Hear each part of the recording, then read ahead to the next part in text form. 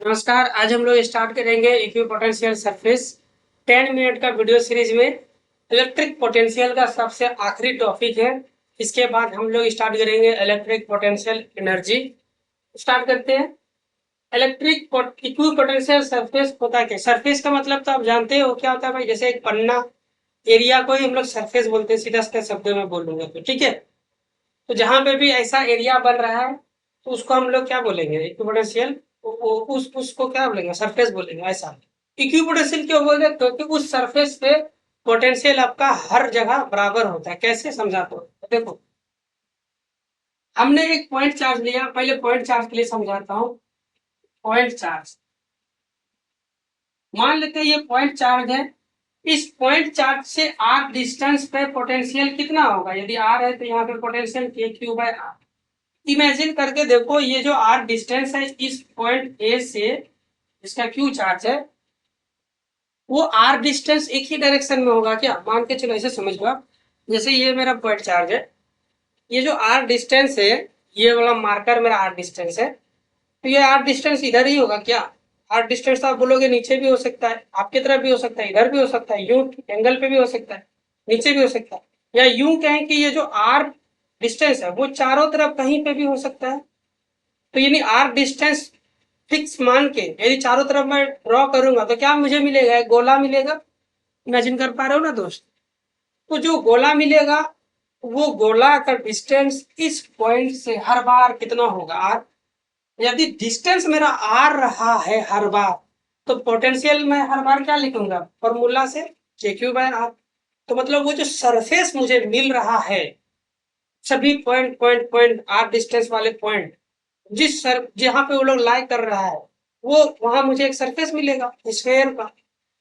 उस सरफेस पे पोटेंशियल क्या बराबर होगा? यस। कैसे बता? के क्यू बाय आर। तो जो स्फेयर इस आर रेडियस का स्फेयर मुझे मिलेगा, ठीक है, चारों तरफ, वो स्फेयर पे हर एक पॉइंट पे पोटेंशियल के क्यू बाय आर होगा, इक्वल हो गया। तो उस स्फेयर के सरफेस को हम लोग बोलेंगे इक्वल पोटेंशियल होने की वजह से इक्वी पोटेंशियल सरफेस। दूसरा एग्जांपल आपको समझाता हूँ सीट के वजह से। सपोज करो प्लेन सीट है, ये प्लेन सीट है ऐसे, ये प्लस चार्ज है, प्लस चार्ज है। तो यहां से डिस्टेंस क्या होगा? R R R R R. इस आर डिस्टेंस पे यदि मैं एक सीट रखता हूँ, सीट सीट सीट सीट समझाता हूँ आपको।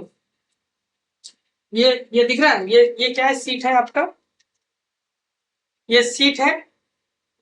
इस सीट को मैं ऐसे रखूंगा तब तो क्या दिखेगा भाई? ये वाला हिस्सा। लेकिन ये देखो, ये पूरा सीट, ये यहाँ पे जितने सारे पॉइंट है, ये करके दिखाओ, ये जितने सारे पॉइंट है सभी इस प्लस चार्ज वाले सीट से आर डिस्टेंस पे तो है। तो मुझे इस सरफेस पे जो भी पॉइंट लाई करेगा, सबके लिए फॉर्मूला क्या लिखूंगा? के क्यू बाय आर। तो इस सरफेस पे लाई करने वाले सभी पॉइंट का यदि फॉर्मूला के क्यू बाय आर है, तो मतलब पोटेंशियल भी सेम हो गया। तो यहाँ पे क्या हो जाए? ये आप ही के लिए है, दिख रहा है। इलेक्ट्रिक पोटेंशियल के नोट्स है, तो डिस्क्रिप्शन बॉक्स में मिल जाएगा, पीडीएफ वाले लेक्चर में, प्ले लिस्ट में। तो हर बार क्या लिखूंगा? के क्यू बाय आर। क्या एक ही सीट मिलेगा? नहीं, और भी सीट मिलेगा। थोड़ा आर पीछे चले जाओ, और पीछे चले जाओ, क्या यहाँ पे एक ही सरफेस मिलेगा? नहीं, आर को और बढ़ाओ तो और मिलेगा, और मिलेगा। मतलब इक्विपोटेंशियल सरफेस एक ही हो सकता है क्या? नहीं, बहुत सारे हो सकते हैं ना। देखो ये तीसरा और एक समझाता देता हूँ, फिर हम लोग डिफिनेशन पे चलेंगे। तीसरा नंबर, यदि हम लोग लॉन्ग वायर की वजह से, लॉन्ग वायर तार ले लेते हैं, लंबा तार यूं, ये लंबा तार बहुत दूर तक जा रहा है ऊपर, तो इक्विपोटेंशियल सरफेस कैसे ड्रॉ करेंगे? तो जैसे ये मेरा तार है, वायर है, ऐसे समझ लो, ये लंबा वायर है, यहाँ से आर डिस्टेंस यू है, ये वाला आर डिस्टेंस। तो आर डिस्टेंस तो ऐसे भी हो सकता है चारों तरफ, देख रहे हो? ये आर डिस्टेंस थोड़े, मार्कर के लेंथ थोड़ा चेंज हो रहा है, ये आर हमेशा है। यूं कहें कि आर तो ऊपर भी ऐसा भी हो सकता है। मतलब बोलोगे सर ऐसा तो फिर मुझे एक सिलेंड्रिकल सिलेंड्रिकल शेप मिलेगा। यस, मैंने भी बोला हाँ, एक सिलेंड्रिकल शेप मिलेगा। तो सिलेंड्रिकल का सरफेस पे तो हर बार मैं आर के डिस्टेंस पे रखकर फॉर्मूला पोटेंशियल के क्यू बाय आर लिखूंगा। तो सिलेंड्रिकल का जो सरफेस हो गया वो क्या मेरा इक्विपोटेंशियल सरफेस कहलाएगा। मैंने बोला हाँ, ओके, इसका मतलब मैं समझ गया इक्विपोटेंशियल सरफेस आप क्या बोलना चाह रहे हो सर। ये हो गया, ये कितना है, आर है, पोटेंशियल कितना होगा, के क्यू बाय आर। क्या एक ही सिलेंड्रिकल मिलेगा? नहीं, और भी हो सकते हैं ना, ऐसे ऐसे, ये प्लस चार्ज है, बहुत सारा मिलेगा, ठीक है। आई होप इक्विपोटेंशियल सरफेस का कंसेप्ट आपको समझ में आ गया होगा। अब इसका हम लोग डिफिनेशन देखेंगे और इसकी प्रॉपर्टी को समझेंगे, ठीक है। चलो जी साहब, इसमें स्क्रीनशॉट लेने जैसा कोई बात नहीं है, लेना चाहते तो लीजिए, अदरवाइज इतना समझाने के लिए था। तो लिखते हैं, these are the hypothetical lines. Equipotential surface क्या है? These are the hypothetical surface.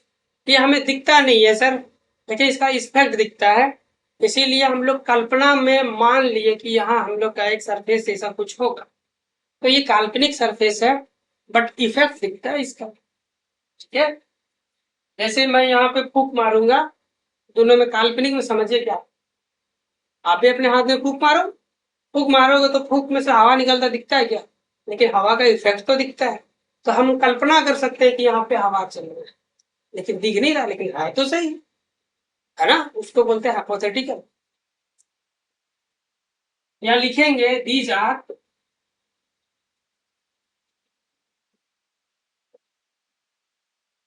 Hypothetical surface where all point lie, उस सरफेस पे जो लाई करता है सभी point, hypothetical surface where all point lie on this on this surface have equal potential is called क्या चीज भाई? इक्विपोटेंशियल सरफेस, इक्विपोटेंशियल सरफेस, ठीक है भाई। इस सरफेस की कुछ खास बातें होती है, सारी बातें आप समझाना चालू करता हूँ। प्रॉपर्टीज खत्म हो गया क्या? लिंक खत्म हो गया, इसके वजह से वीडियो का लेंथ जाता है। हाँ जी, पहला प्रॉपर्टी ये होता है, ये कंडक्टर के परपेंडिकुलर होता है। कंडक्टर के क्या होता है? परपेंडिकुलर होता है। Property number 1, perpendicular to conductor.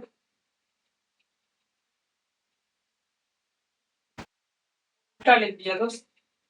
Electric field of line, electric field of lines are perpendicular to equipotential surface. इक्यू एस का मतलब सरफेस, इक्विपोटेंशियल सरफेस पे कैसे समझाता हूँ। जैसे एक तार ले लिया, इस पे इक्विपोटेंशियल सरफेस कैसा होगा? ऐसा होगा, ठीक है जी। तो ये प्लस चार्ज है, तो इलेक्ट्रिक फील्ड कैसे निकलेगा? बाहर की ओर, बाहर की ओर। तो ये जो सरफेस है, इनके बीच का एंगल देखो कितना है, 90 डिग्री। तो जो इलेक्ट्रिक फील्ड ऑफ लाइन है, इलेक्ट्रिक फील्ड ऑफ लाइन ही तो है, वो कैसा है? परपेंडिकुलर है। याद रखना आपको। इसके लिए ही नहीं, आप सीट के लिए भी ले लो, सीट के लिए भी आप ले लो, ये प्लस चार्ज है, फील्ड ऐसे निकलेगा, तो फील्ड पे देखो ये परपेंडिकुलर है। स्फेयर फील्ड में तो सबके लिए होता है, ठीक है। अब सत्यता हर बार साबित नहीं करूंगा, इतना दिखा दिया ना मैं आपको। आगे चलते हैं। आगे ये है कि work done, on equipotential surface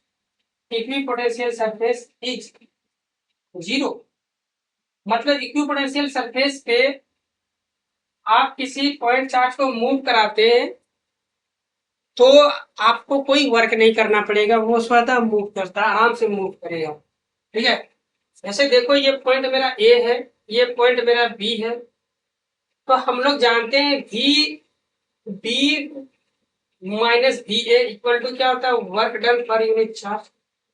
लेकिन इस बार मैं मूव करने के लिए कंस्ट्रेंट हूँ। कंस्ट्रेंट का मतलब मैं मजबूर हूँ कि एक ही डायरेक्शन में मूव कर सकता हूँ, क्योंकि मैंने लिख दिया ना work done on equipotential surface. Work करने के लिए डिस्प्लेसमेंट करना पड़ेगा, लेकिन कहाँ, इक्विपोटेंशियल सरफेस पे। तो मैं सरफेस में मूव करूंगा तो मेरा हिस्सा यही है, इधर ऊपर बाहर कहीं नहीं। तो यहां से जब यहां मूव करूंगा तो यहाँ का पोटेंशियल क्या होगा, यदि ये डिस्टेंस आर है तो यहाँ लिखूंगा के क्यू बाय आर माइनस यहाँ का पोटेंशियल क्या होगा, वो भी तो आर ही है, आर डिस्टेंस पे है, वो भी पॉइंट तो आर ही डिस्टेंस पे है, तो इसके लिए भी लिखूंगा के क्यू बाय आर।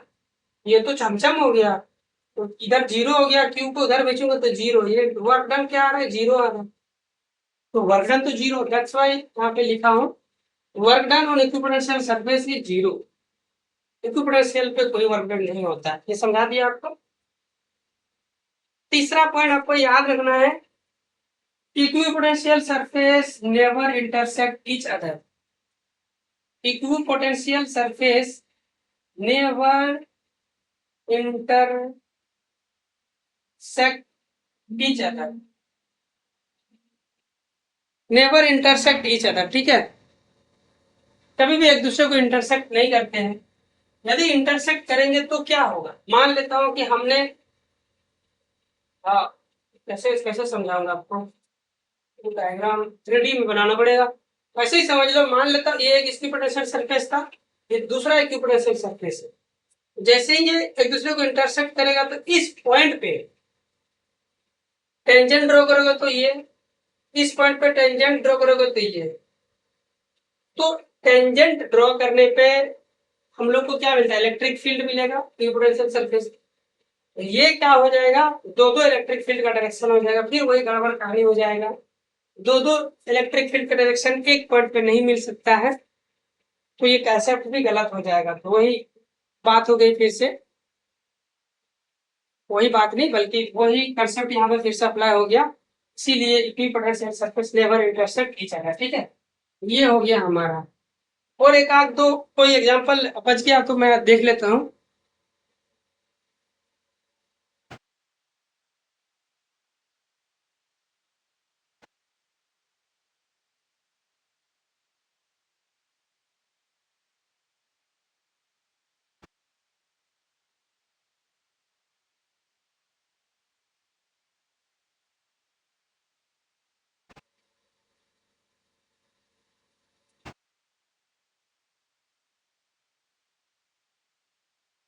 हो गया, एक पॉइंट छूट रहा है, डिस्प्लेसमेंट परपेंडिकुलर थे, ठीक है, इतने पॉइंट याद रखिए, बाकी एक थोड़ा बिना पॉइंट हो रहे हैं डिस्प्लेसमेंट वगैरह का, तो उसको हम लोग पीडीएफ में आप देख लीजिएगा, समझ में आ जाएगा आपको, ठीक है।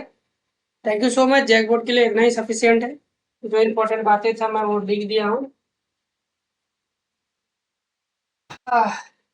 मिलते हैं नेक्स्ट वीडियो में, थैंक यू सो मच।